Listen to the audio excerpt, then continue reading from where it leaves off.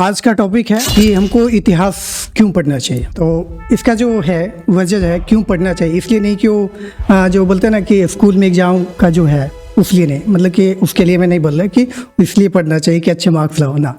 मैं इसलिए बोल रहा कि आखिर वो जो एग्ज़ाम को जो है एग्ज़ाम छोड़कर हमारा जो है कि काम कब कब आता है, कि हम इतिहास जो पढ़ते हैं कब काम आता है।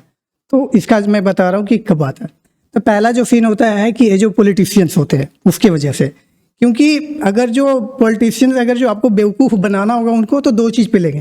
पहला बात है कि आपका जो इतिहास है बताएंगे कि नहीं आपका इतिहास ये था, अभी ऐसा होता जा रहा है। सामने वाला जो अपोजिशन वाला जो पार्टी है वो आपका जो इतिहास है उसको ख़राब कर रहा है।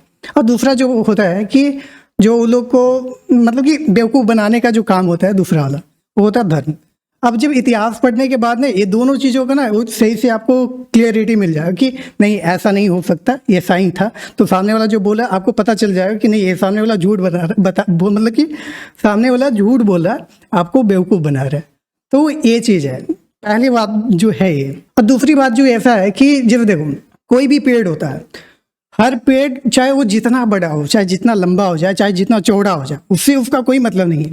अगर जो उसका जो जड़ है ना वो जब काट दिया जाए ना तो पेड़ चाहे जैसा भी हो गिरना ही उसको।